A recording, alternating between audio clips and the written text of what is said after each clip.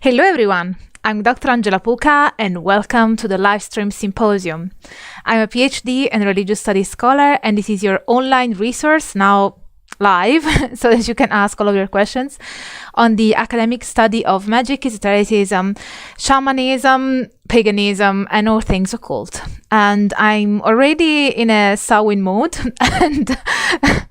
and happy full moon to all for the, to all of you for whom it is something meaningful and significant.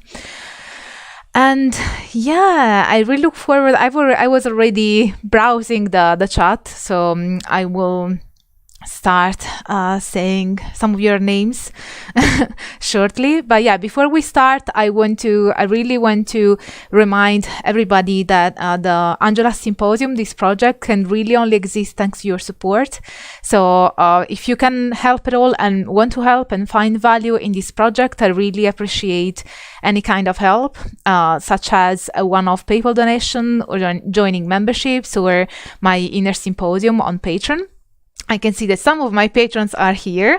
I'm particularly happy about my patron community, actually, because we always have amazing conversations, monthly lectures, and there's also the chance to have a one-to-one conversation with me. So check it out in case you're interested and want to support my work and this project. Keep it alive. Everything is really appreciated. So if you want to ask questions, you can write question in capital letters before your question, and then you can ask your question. And you can also super chat a question. By super chatting, it will be highlighted, and I will definitely say it and answer it. So, and you will also support this project. So yeah, let me see now who's in the chat. And if you have questions, guys, you can just start asking away, and don't forget the question beforehand, or indeed to super chat your question. So first of all, thank you to Andrew, who's moderating the chat. He's the moderator, and he's also actually my first patron. So and hi to Edward, another very kind patron of mine. And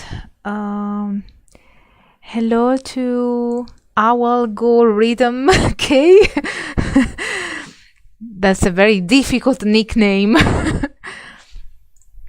Oh, Serpent Power, thank you so much. That's really kind of you. And hi, Frater RC, Celestial Wolf. Oh, and thank you for the super chat, Len. Thank you so much. It's really appreciated. Celestial Wolf, he's asking in capital letters. So how did you come across shamanism?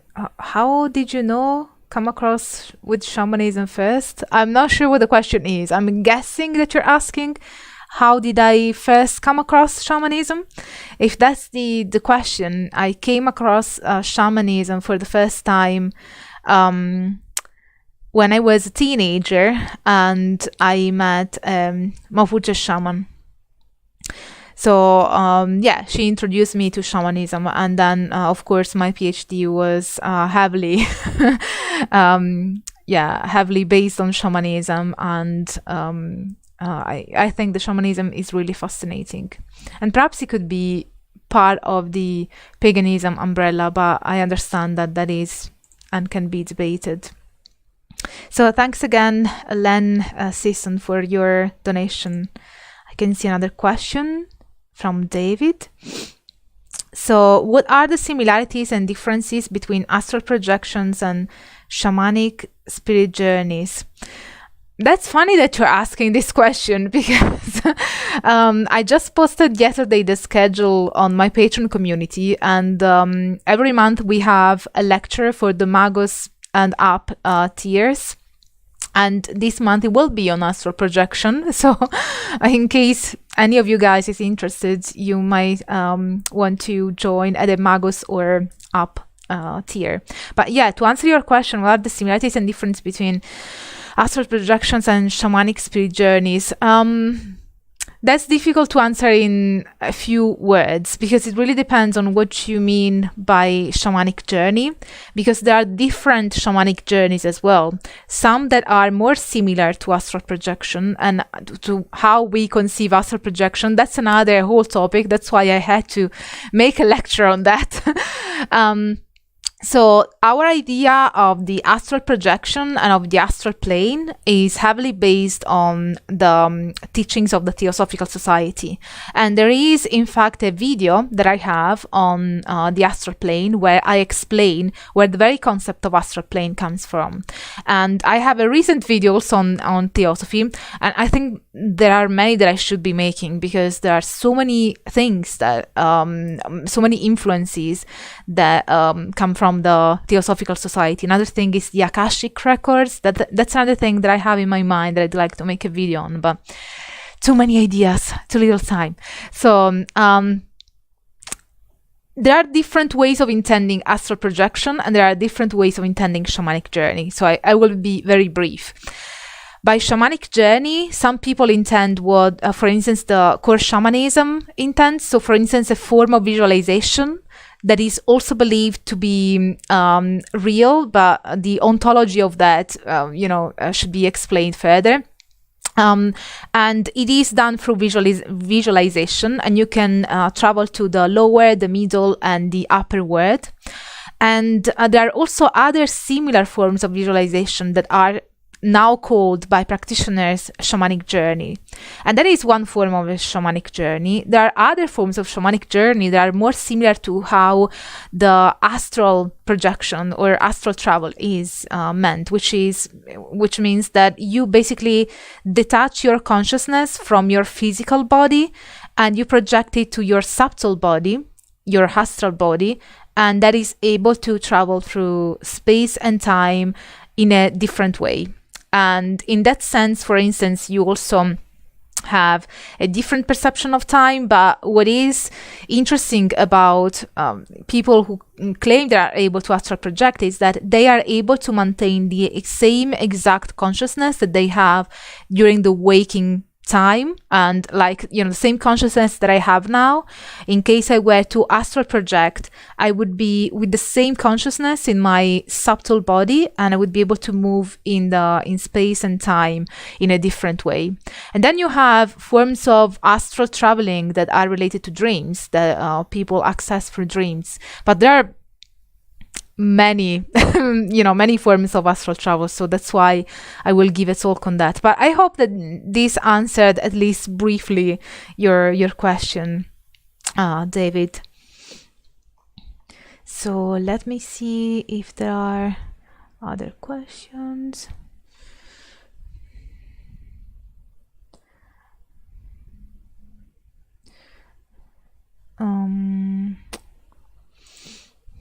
Liam says that he would love for me to speak on my personal perspectives and practices.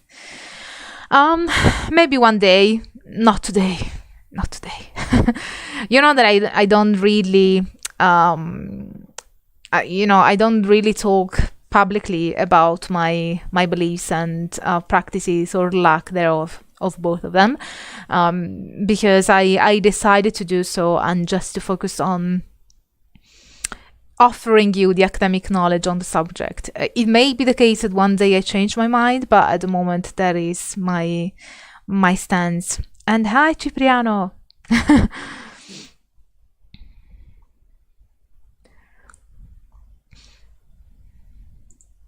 So Justin asks, how much has shamanism influenced a religion like Thelema or sects such as the OTO?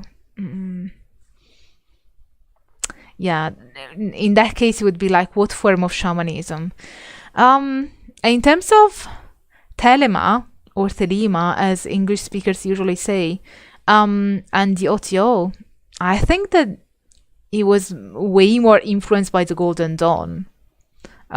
So I don't see really many influences from shamanism. I think that in chaos magic you see more influences from shamanism, but I'm not sure about Telema or the OTO. I don't think there are many really. But if there is any Thelemite in the chat, you tell me. But yeah, I cannot think of many, Especially when we talk about influence. If we were to talk about whether there are things in common.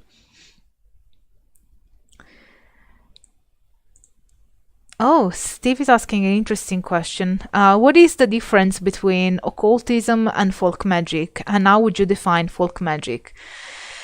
Wow, that's a difficult question. So, difference between occultism and folk magic. So, first, how to define occultism? I'd say that I tend to collate the terms occultism and esotericism. And I think that in the academic study, in the academic field surrounding these topics, I've never come across a definition of occultism unless it was a contextual definition. That in some cases you may have a full argument as to why you should define a specific term like paganism as an umbrella term that has these and these characteristics. Usually you have very full argument. And in other cases, when somebody is using terms that are used either in common parlance or because they are present in books and texts that the author or the scholar is talking about, sometimes you just problematize in the beginning the concept and you just say, by occultism I mean this. But that is not what I'm meaning now. When it comes to a full definition with a proper argument, I don't think that I've ever come across an academic definition of occultism. I think that the term esotericism tends to be more, the center of the attention, how to define esotericism. And we know that, for instance, Wouter Hanegraaff has a very popular definition, and that is rejected knowledge. And I think that I tend to collate occultism and esotericism in that sense. And also, you have definitions of magic. But sorry, I'm getting sidetracked by my thoughts again. Focus. So the question is, what is the difference between occultism and folk magic? So granted that by occultism I mean esotericism, and that is the practice and the study of what is usually rejected from the dominant cultural framework, and that also includes some form of magic. That's our operative definition. Folk magic is more a form of witchcraft that is practiced by the people. It tends to be less structured. It tends to be not institutionalized. It tends to be not linked to a specific religion. It has religious elements, but is not a religion per se, if that makes sense. So I think that folk magic can be defined, and this is again an operative definition, can be defined as the magic practice operated by the people of a place, mainly to address problems of their mundane experience, and to address issues within their community. So that is how I would describe folk magic. And it tends to have religious elements. Often it combines more than one religion in the kind of the absorption of these kind of religious elements. But yeah, I guess that's the definition that I would give. And difference, I'd say that in occultism or esotericism, you have more structure, more ceremonies, more rituals. Folk magic tends to not to have as many rituals, tends to be somewhat simple in how it deals with things. Very few tools, very few rituals. Lots of herbs, usually. Well, not necessarily, but lots of things that you find in your mundane world. And also, I was thinking, esotericism and occultism has what is often called as high magic, even though I don't like this definition, high magic, low magic. But you also have a form of practice that has a religious and a spiritual aim, that is to get in contact with your higher self, or with the divine, or with entities that may also help your own spiritual and religious journey. And I think that is found much less in folk magic. Yeah, I'm kind of thinking in my mind that forms of folk magic, and yeah, I think that that's the case, tends to be very practical, very about the everyday life. So Frater Zygmunt says, love the video on Theosophy, and I would love to see a video on Blavatsky and their crazy life. Yeah, there are so many videos that I could make on Blavatsky. I was thinking of making the next, research-based video on Rudolf Steiner.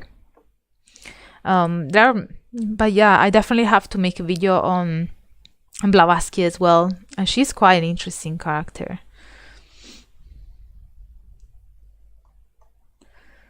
So let me see.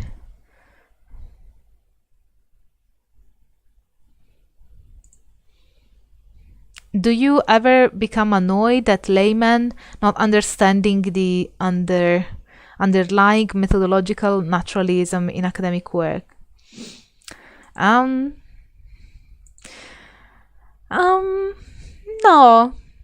Maybe because I'm too much of an optimistic person. I just assume that, not everybody can know everything. So when somebody doesn't know something, I'm just happy to explain if they're interested, or I just stay silent on the matter if they are not interested. I think that I get annoyed when people purposefully don't want to understand, or don't want to acknowledge the fact that, for instance, these kind of topics can be studied from an academic point of view. And I have come across those people. Yeah, in that case, I get angry. You don't want to see angry Angela. Well, you can see the horns, but so that's a clue.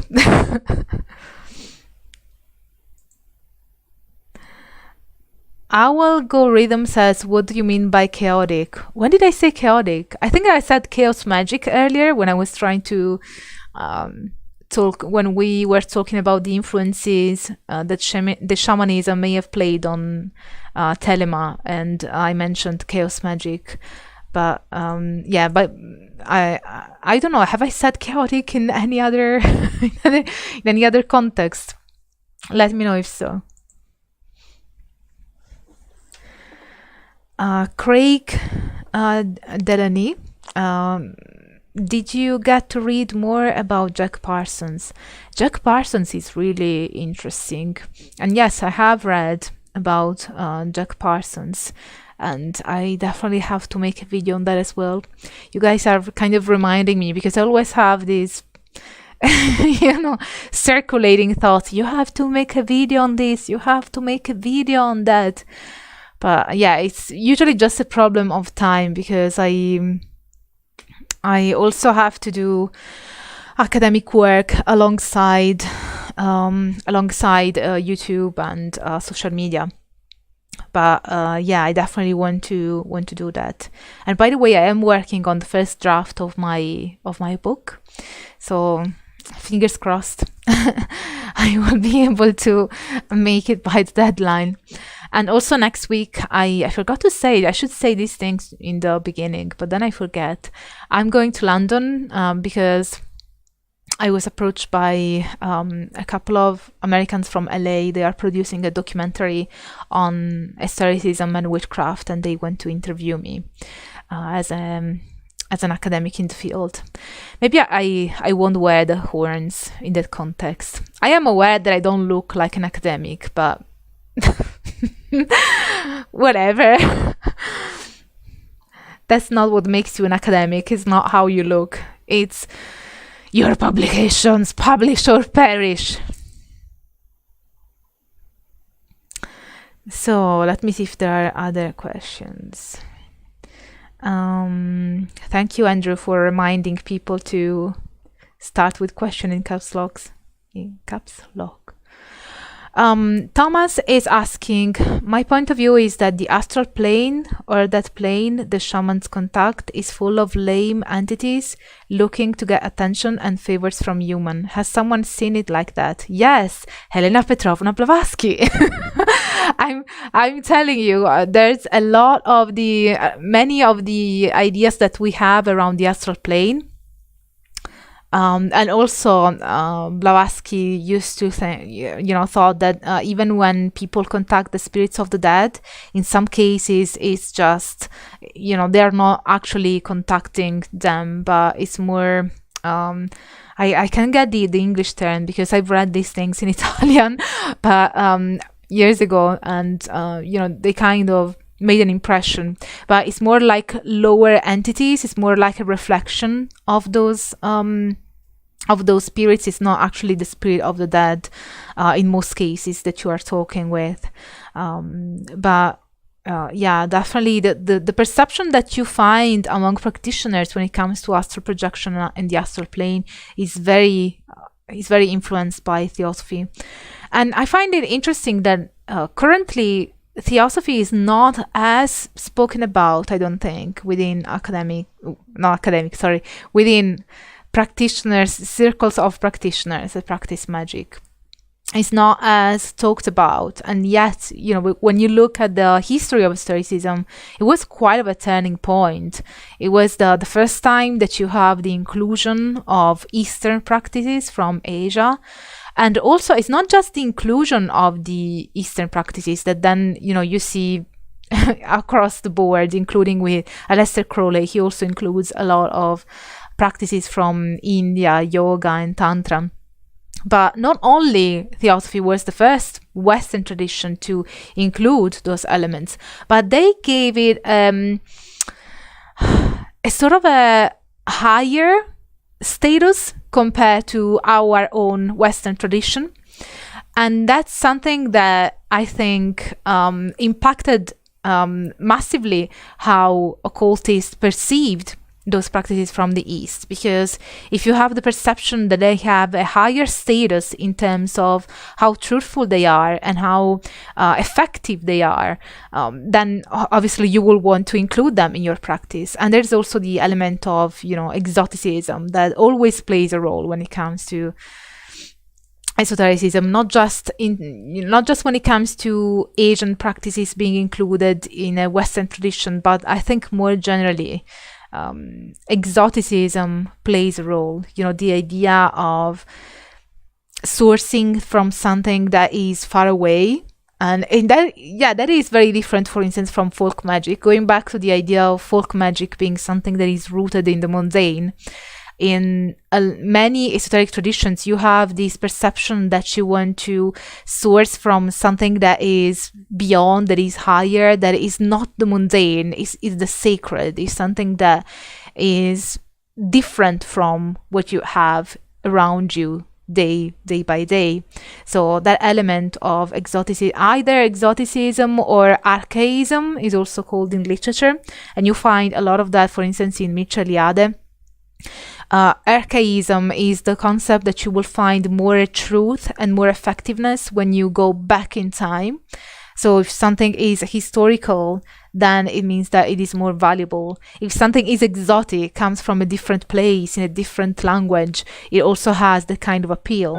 And it could be a psychological appeal, but for some practitioners, some theorists and practitioners have also actually believed strongly that it wasn't just a psychological effect of otherness that would be somewhat attached to the concept of sacredness, but also the fact that they were actually indeed, really more effective.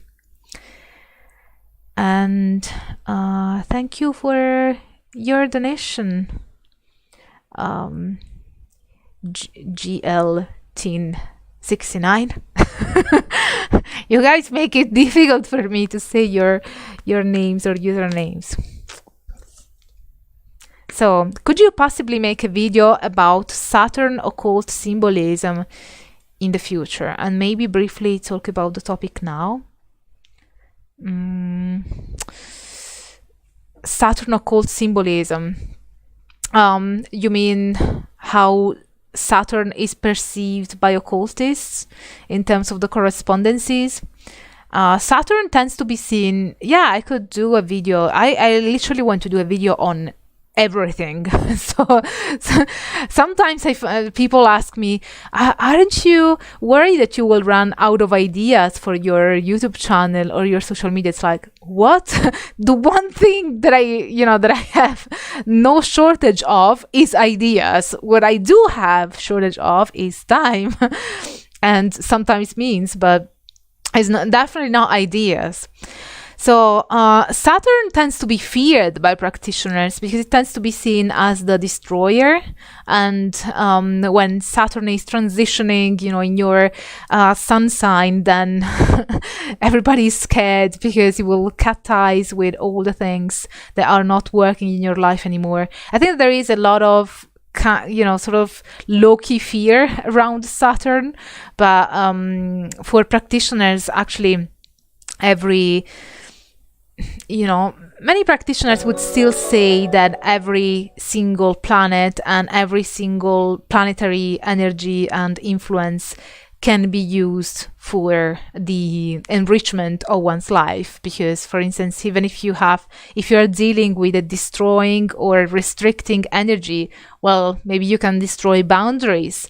Maybe you can destroy negative influences. Maybe you can destroy bad habits or restrict those. So, it's I think that it's interesting how there's kind of a fear around Saturn, but actually I think it's a very interesting planetary influence.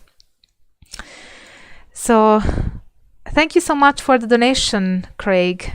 and also thank you for being a channel member. Good work. Thank you. That's really appreciated. So let me see if there are other questions.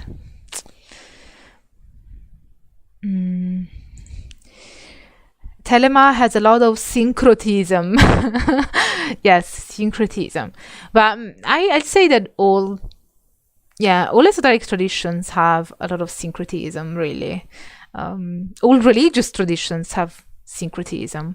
I think that it really depends, because obviously the more the religion is institutionalized and has a central dogma, the least amount of syncretism you will find. But still, when you look at the whole history and even the precursor of that religious tradition, you will still find that there's been an affluence of different streams of religious beliefs and practices. So I think that I don't really think that there's anything that is pure in that sense, pristine, that has never been influenced by anything else, because I think nothing in our culture or religious experience or even our lives is self-contained. You don't have anything that is fully isolated and self-contained. So unless it is a religion that has been developed on the peak of a mountain and they have never had any contact with the rest of the world, maybe in that case. But yeah, I think that as human beings, we tend to have a circulation of knowledge, and the more you have a circulation of knowledge, the more there is a tendency towards syncretism. And that's why now, in the era of the internet, and even ever since the 19th, 20th century, the more access you have to information, and even to information on occult knowledge, the more you find that traditions have syncretic, a strong syncretic component. And then they can crystallize in and have their own identity, because you definitely have traditions like Telema or Theosophy or Rosicrucianism, I can think of many. They have their very specific identity, and you can recognize them and say, okay, that is Rosicrucianism and is not Theosophy. Is, you know, very clear what the identity is. So even the way the syncretism is employed can determine, you know, a tradition's identity as opposed to another tradition's identity.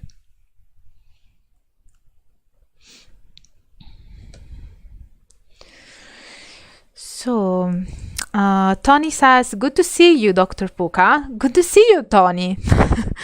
According to historical documents, was there any shamanic phenomenon, trance and channeling in the ancient Middle East? Something similar to the Oracle of Delphi?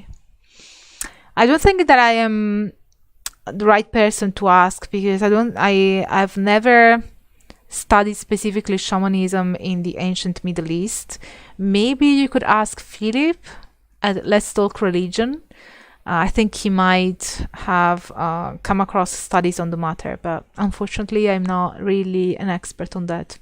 Although you made me curious, and it's very likely that I will look it up afterwards, but sorry about that.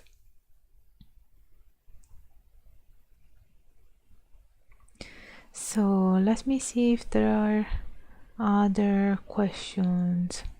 By the way, let me know in the chat, guys, if you prefer this time, 6 p.m. my time, as opposed to, I used to do the live streams at 5 p.m. and I wanted to try and do it an hour after, just because I know that most of you guys are from the US, and so I thought maybe more of you could attend the live stream. But let me know if you prefer this time or another time, and I will see if I can accommodate it. And I saw from that, for those of you who have responded to the poll on my YouTube channel, I saw that you guys tend to prefer Friday, and so our next live streams will be hopefully on Fridays. I couldn't do it this Friday though. Sometimes Fridays are busy, so I will have to plan that ahead. So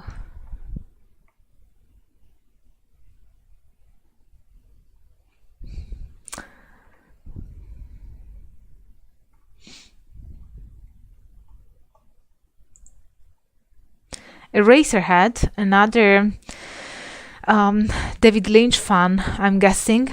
So is there knowledge of cocaine use in occult practices? There are some shamans in Peru that chew the leaves of coke as part of their spiritual practice, but I don't know much about it, to be fair. And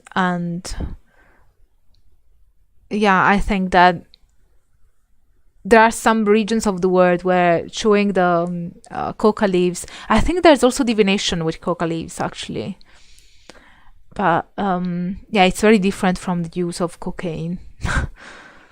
And also when shamans intake entheogenic drugs or substances, it's done very differently from the substance use that you have in the West outside of a spiritual context, because they would ask the plant when it needs to be, when they need to take the plant and when they have to intake it and in what ways. So it is really the spirit of the plant that will tell the shaman or the practitioner how they should engage with the intake of that specific plant. So it's very different from, for instance, drug addict that will just take the drug to have a certain experience and is dependent on the drug and will just take it whenever. It's not like that at all. Asylum 55, hello, greetings from Argentina. Better late than never. Yes, hi. Yeah, I have very good memories from Argentina. And I actually hope to go back there one day.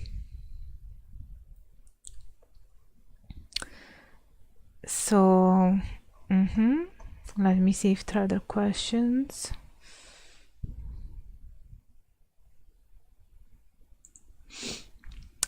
David Stabile says, in science, new and up-to-date research is considered a good thing, but in esotericism, it seems that older is considered better or more genuine. What is the cause of this worldview? So, yeah, first of all, in science and in academia, you tend to have the idea that when a research is a bit dated, it usually is not considered to be a reliable source. So there are different criteria when it comes to reliable sources. And one of these has to do with how old the publication is. However, that doesn't apply to all cases. It only applies to certain cases. So for instance, in natural science, yeah, that's the case in most fields within natural science. In social science, the same. In anthropology, same. But for instance, in history, obviously in history, it's not necessarily the case that a study done 50 years ago or 100 years ago on a specific text, for instance, in literature as well, it's not necessarily the case that the study becomes outdated. So it really depends on the field whether that matters or not. But yeah, generally it tends to be the case that newer research and newer research is considered to be more up to date, because the concept in science and in academia is not that you are a scholar and you will have this genius idea that will change the world and you have discovered the truth. The concept in academia, and that's why the peer review is so important and so foundational, even theoretically besides methodologically, is that science is based on a network of studies and on a network of discoveries. It's not about one person, even though we really like, the individual genius.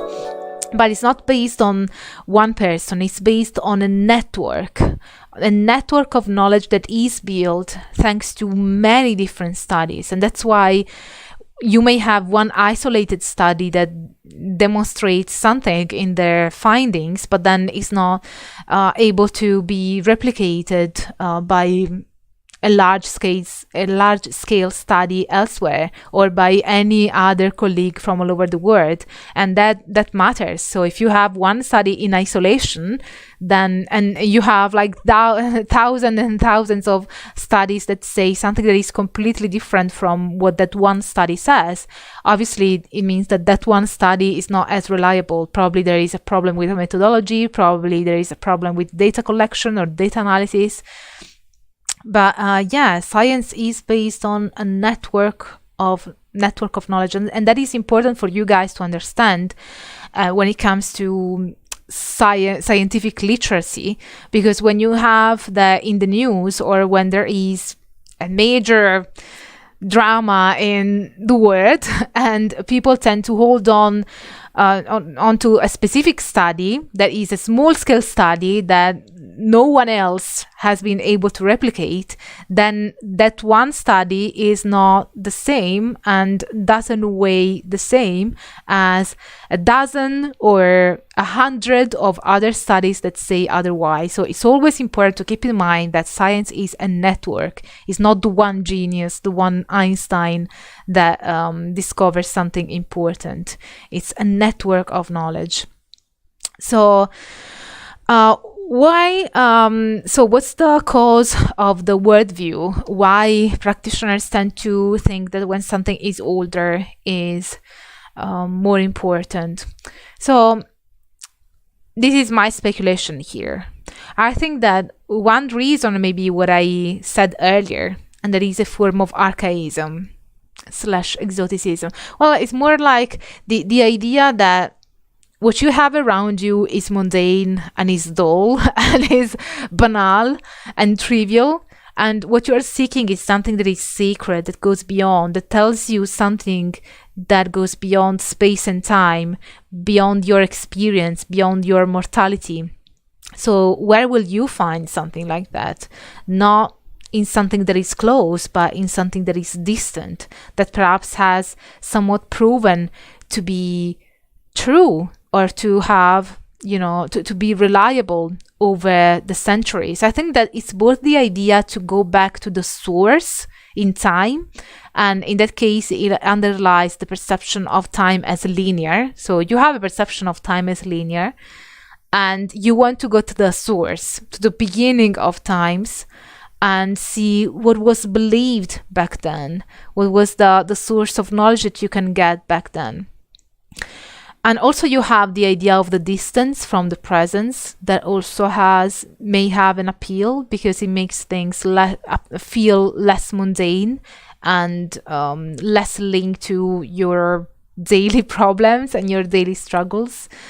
And in a way, it has that kind of mythical sense of the golden age, that kind of perception of the golden age, to go back to that time in history or in human history when there was access to the truth and then the truth was concealed. There are many narratives around that. In some cases, it is about how ancient the knowledge is and that it has proven to be true over the centuries. In some cases, it is about finding the source of knowledge. So what you are practicing today needs to be extremely old, otherwise it's not reliable, because it means that it's not true if it doesn't stand the test of time. That, of course, underlies the idea that truth exists and that truth is something immobile that, is sort of a kind like a stone that never changes. But that's a different matter. And I think that there's also an element of exoticism, the sense of something that is distant. But yeah, I hope that answers your question.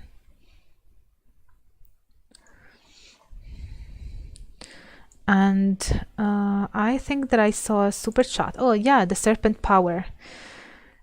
Thank you so much for the donation, by the way. Have you decided on a Halloween costume? Well, maybe you will see it on live, because maybe I'm organizing with some people that over here on YouTube to do something together on Halloween or Samhain. So you may find out by yourself. But what would you guys, if you were to picture me in a Halloween costume, what would it be? Now I'm curious. Let me know.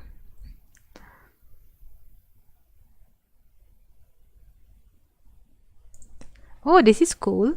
A cool question. Do you have a favorite book or artifacts you have collected during your studies? I'm thinking, what can I say and what I cannot say. A favorite book, I think that I have too many in mind. I have to focus on one. The one that comes to mind is Il Mondo Magico by Ernesto De Martino. The Magical World, I think, is translated in English. I don't know why it's dear to my heart, and I was also rereading it the other day, so that's why it was on my mind. But in terms of an artifact that I have collected during my studies, there was a stone that I was given by a shaman, and also a plant. So yeah, those I still have them. So yeah, there was an interesting one, a favorite, definitely.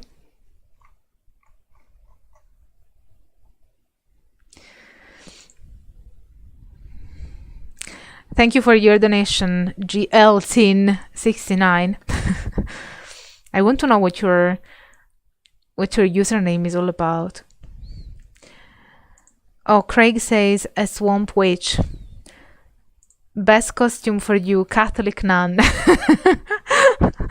I remember that I once went to a Halloween party back in Italy dressed as a man.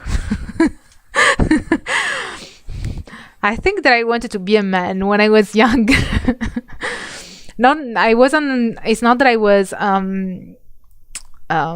I didn't have gender dysphoria. but I just wished I was born a man. So Studio Noir says, I feel that Italian shamanism is like an autonomous current inside of Italian Satanism. For some reason, I thought Italian shamanism. I feel that Italian Satanism is like an autonomous current inside of theistic Satanism overall. What do you think? And who do you think is the most influential figure in Italian Satanism? Are you Italian by any chance?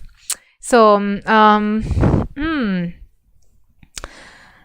I think that in Italy, theistic Satanism seems to be more popular than atheistic Satanism.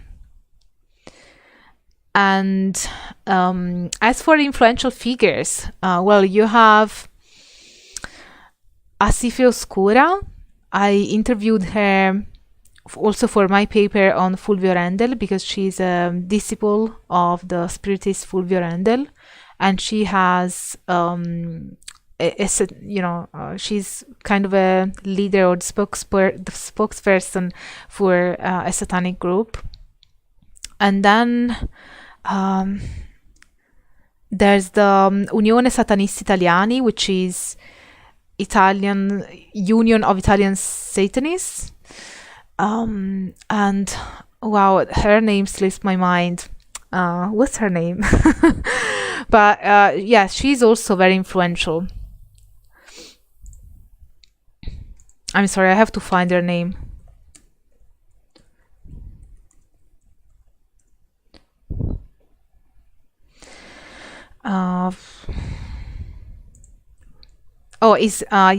Jennifer Crepuscolo. Yeah, that's her name. And she's also quite influential. And it's interesting because I have interviewed her in the past, but I haven't come around writing a paper because I want to write a paper on Italian Satanism. And I think that generally Italian Satanism tends to be more theistic, and it tends to include elements of paganism. And in fact, Jennifer Crepuscolo, the one that I was mentioning, she has sometimes claimed that actually it is a pagan religion, and that she feels like they are rejected both by the Christians and the pagans. So that's an interesting discourse that kind of challenges terms, but yeah, definitely the pagan community doesn't seem to want to be associated with any form of Satanism, and probably Satanists.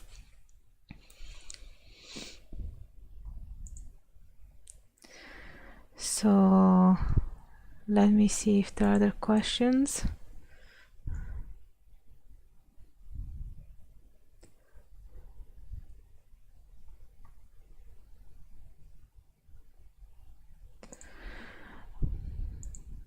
So Thomas asks, if you believe, here it is.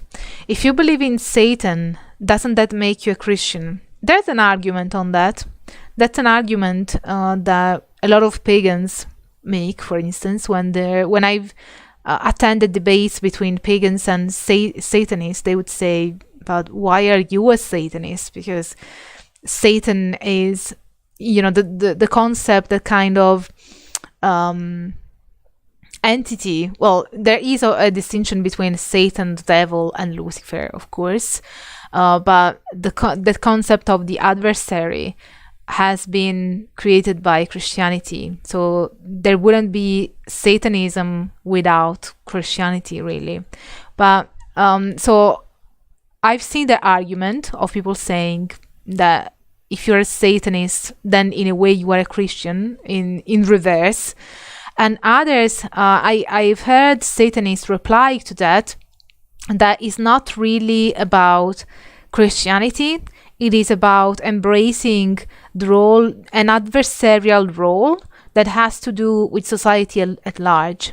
So since society has been massively influenced by Christianity and by the myth making of Christianity and by the mythology that religion or that set of religions has created, then by being a Satanist doesn't necessarily mean that you are a Christian or that you are opposing Christianity. It means more that you are embracing an adversarial role towards the dominant religious system, but also the dominant cultural system.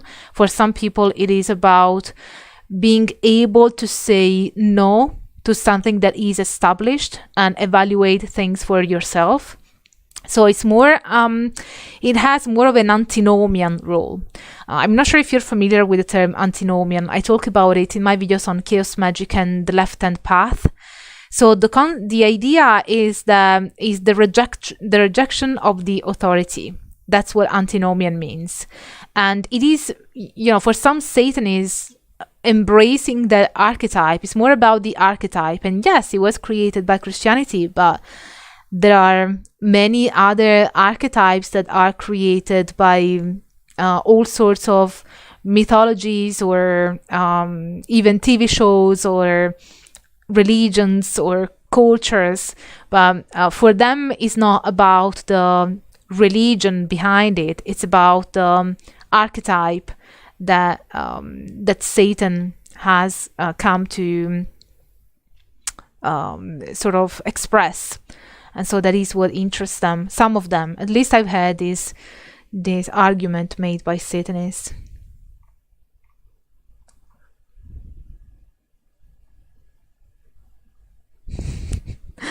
Hi Joao, nice to see you in the chat.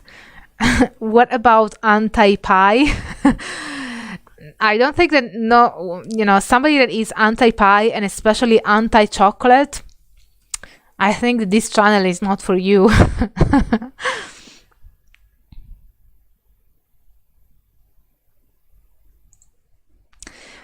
Frater RC says, couldn't someone reject theism but maintain the existence of occult force in nature?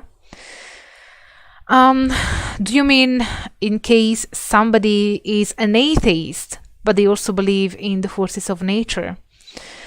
I guess that is possible if you intend them in a very materialistic sense. If you look at my video on Spinoza and the difference between materialistic atheism and what was the difference? Sorry. But yeah, I was talking about the materialistic atheism and the fact that you could believe in the forces of nature as you believe in physics and the laws of physics, but you're not attributing something that is supernatural or a metaphysical counterpart to those forces of nature. So technically I'd say yes, you can believe in the forces of nature that perhaps don't have a metaphysical counterpart, but they are still acting in a way that follows the laws of physics or the laws of physics and the laws of the natural science. Yes, chocolate. I will always maintain that chocolate is the healthiest food on earth. And it's not because I eat a ton of chocolate every day, maybe also, but because it is really healthy. It has a lot of fantastic property and makes you perky and happy and, endorphins and stuff. Is it endorphins? I think it's serotonin. I can't remember now. I should just silence myself. When I hear the word chocolate, I just go crazy. So, back to the question. Roberto Ferraras is asking, is there any good online resources for those interested in ancient magical practices that is accessible to the layman? Also love your channel. Oh, thank you for loving my channel. Good online resources. Yeah. Well, I think a good idea would be to start with Google Scholar. So if you start with Google Scholar and you can type the things that you're interested in, there are some sources that are accessible.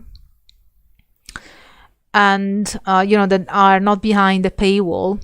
And when they are behind the paywall, what I would recommend is to go on academia.edu and see whether the author has uploaded the preprint, because it is something that many academics do, including myself.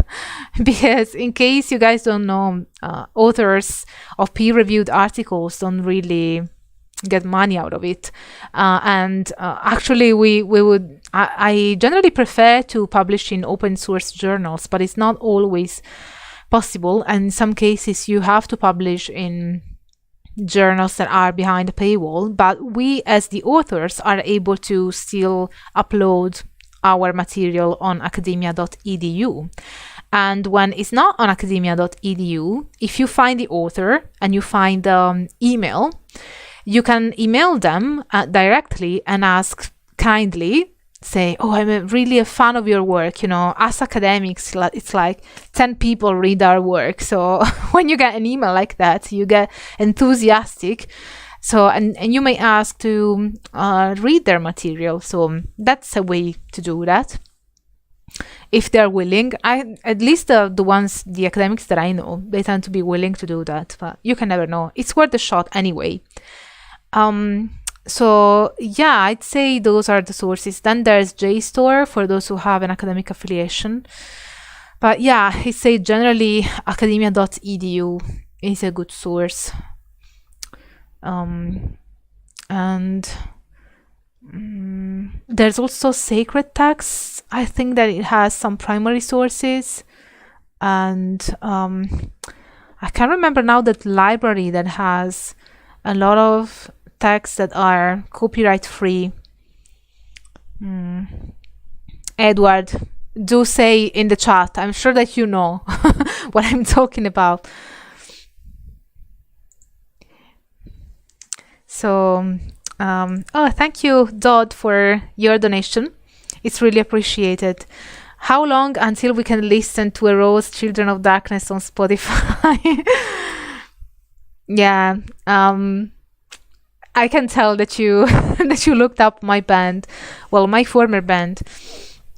Well, it's not like we disbanded, it's just that we live far away, and so we are not really continuing with our work, which is a pity. But yeah, I really wish we had continued.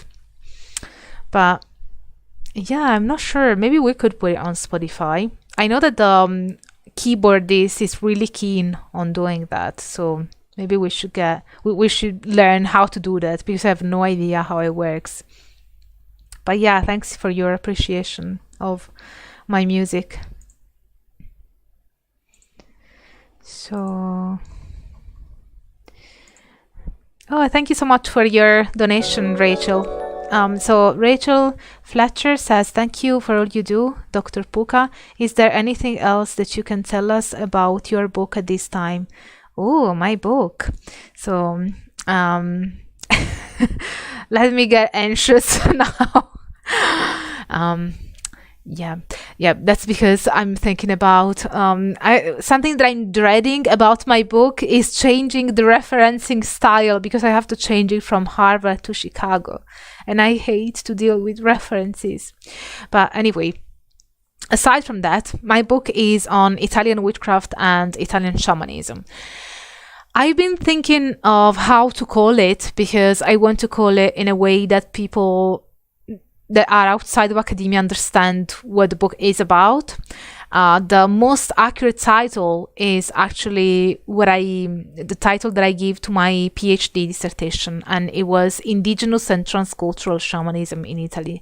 But that doesn't really tell you what the book is about. Well, it tells you what the book is about, but not all the aspects. So, for instance, it doesn't really tell you that I have systematized the Italian folk magic tradition under the label, the tradition of segnature, and that I have done extensive research on that. So I will probably call it Italian witchcraft and shamanism.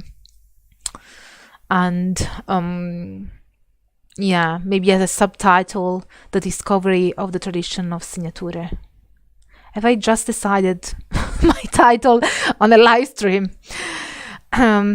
So yeah, that's what it's going to be about. It's going to be my PhD dissertation turned into a book. It's not going to be exactly my PhD dissertation, but yeah, it will talk about transcultural shamanic practices in Italy and the Italian folk magic tradition that I systematized, and I will argue that it is the indigenous Italian shamanism. Obviously, I argue extensively what I mean by indigenous and what I mean by shamanism. In fact, lately there's a publication of mine that has gone out in a book called Indigenous Religions in 5 Minutes, published by Equinox, and I have a chapter there where I explain why it is important to disentangle the category of indigenous religions from indigenous people. And I also have a video on that, so if you're interested, you will find my argument in that video. So yeah, that is what my book is going to be about, and hopefully Angela will finish the draft and it will not be rubbish. So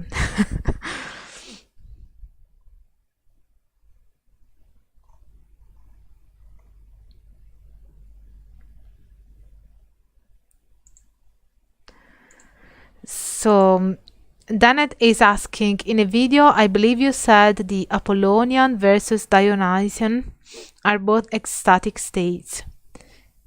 Is this an ecstatic state of wisdom, power, or enlightenment?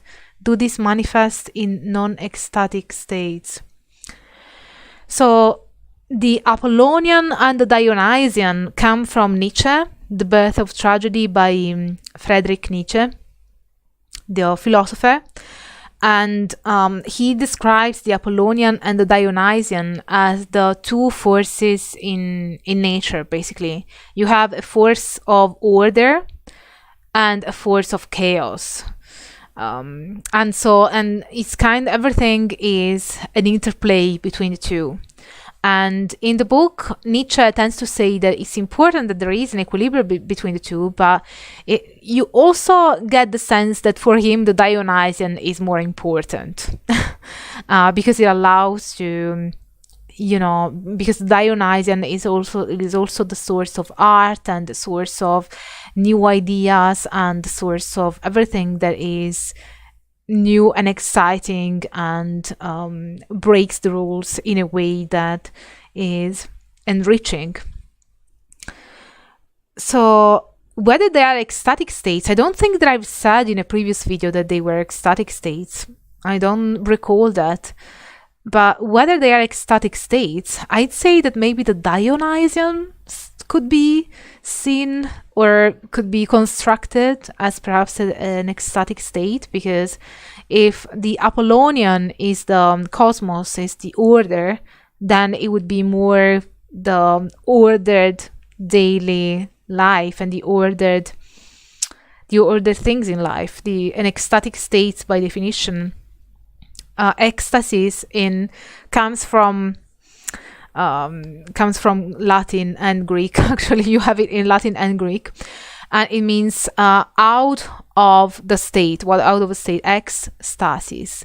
So the stasis, the stasis is something that is stable, and you go outside of it.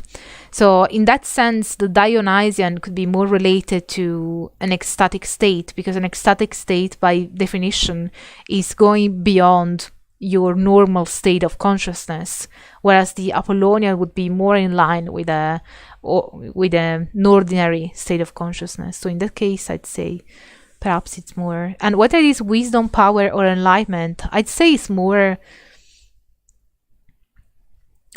the experience of the chaos in a very tantric sense.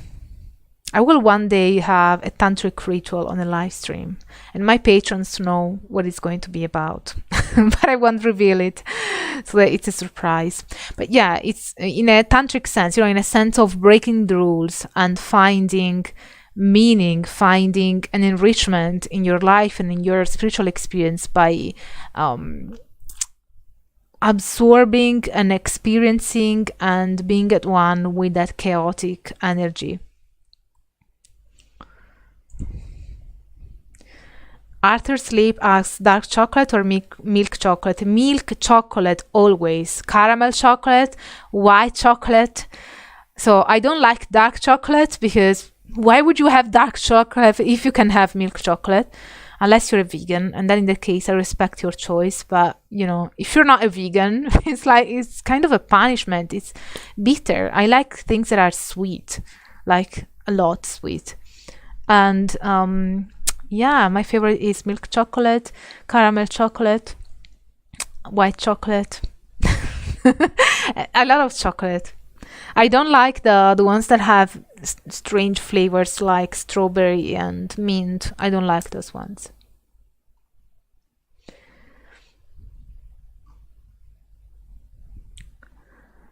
So let me see if there are other questions.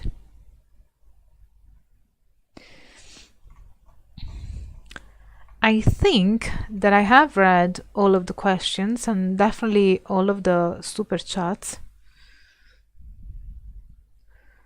Let me see.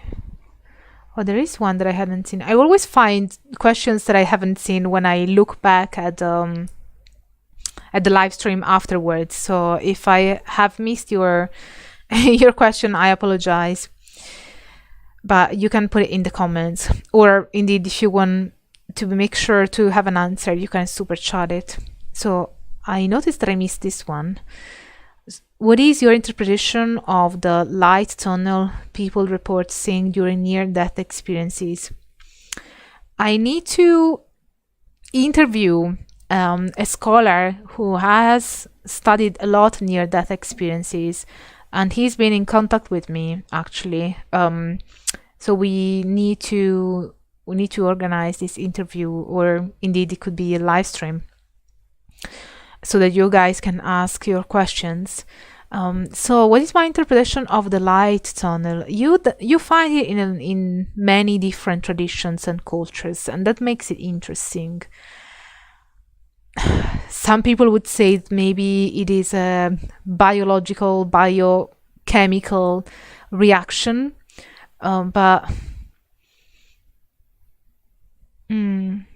for some reason I'm thinking about the Corpus Hermeticum now, and the Hermetic texts that talk about the light.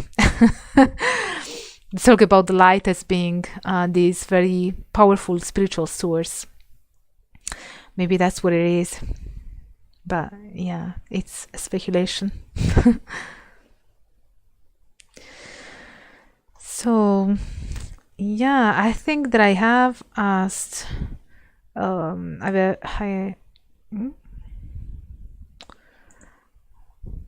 here's a question for you. Have you ever read the fiction novel The Secret History? I ask because in that novel and in the subculture, dark academia in general has ties to ancient Greek. I wanted to read that book actually, but I haven't got around to actually to read it. But yeah, I am interested in that, and also because you know the whole dark academia subculture is kind of rooted in that.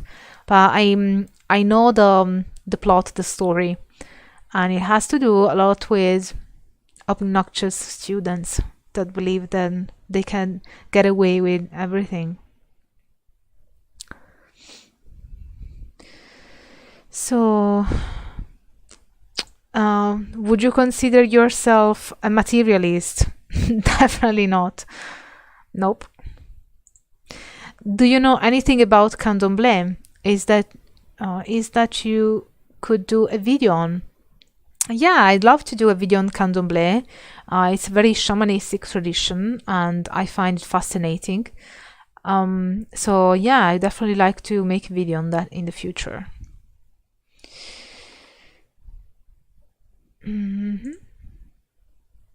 Oh, for example, a Dionysus, sorry, I'm pronouncing it the Latin way, Dionysus, related ritual in the novel The Secret History, how accurate to ancient Hellenic rituals and beliefs is mentioned in Dark Academia. I haven't read the book, so I'm not sure.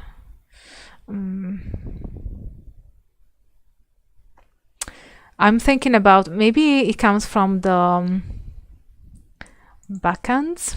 How do you say that in English? But yeah, there is a tragedy when there's a cult around Dionysus, I think you say in English, that has to do with cannibalism. So I'm not sure if that is in the book. But if it is in the book, then it's linked to Greek tragedy. There's a Greek tragedy called the Bacchantes, if I'm pronouncing it right in English, because I'm not sure how you would say it in English.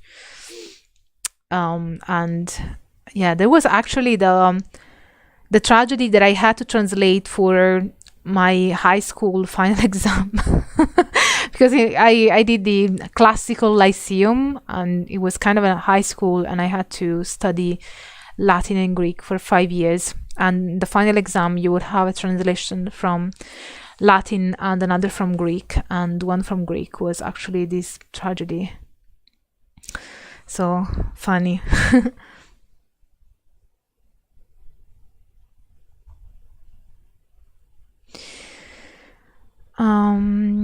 So yeah, I think that we can end the live stream here.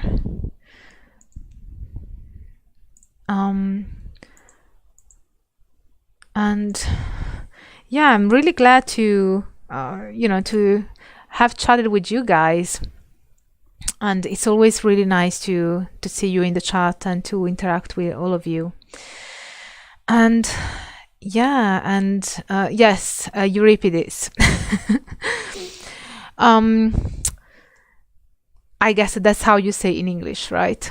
Because in Greek it would be Euripides. Anyway, I don't want to confuse you with. I'm not sure. I never know really if you are interested in Latin and ancient Greek pronunciations, or if you find it like I overcomplicate things. Because my experience with English native speakers is that they get quite upset when you pronounce things, according to, for instance, the Latin or the ancient Greek pronunciation. So I'm not sure whether I come across as, I don't know, language fascist or whatever, if I do so. But if you're interested in knowing the pronunciation from the different ancient, or, well, Latin is not necessarily ancient, but it is ancient, but it is still used within the Vatican, and there are also some people that use it. There are actually some courses. There are people around the world that have that do all sorts of things. Like when I was studying Sanskrit, I also realized that there were people who would have retreats where they would speak Sanskrit, and Sanskrit is not something that you would normally speak. It's more like a literary language and a sacred language, and it is spoken by the Brahmins, but as a scholar you don't normally speak Sanskrit. It's more about reading and translating it with your dictionary. But yeah, the same happens with people that want to interact in Latin or in ancient Greek. So, but yeah, if you're interested in those pronunciations, I will definitely tell you more about those. But other than that, thank you all for coming over for this live stream. I really had a lot of academic fun with you guys, and I hope you stay tuned for some more. And don't forget to smash the like button if you like this live stream. If you have attended it live, or if you're going to watch it later, smash it if you liked it, and hopefully you did. And share this and my other videos with your friends, because it helps us grow, and it helps this project to exist. And yeah, all the links to support the channel are, as always, in a pinned comment. And thank you so much for being here, and stay tuned for all the academic fun. Bye for now.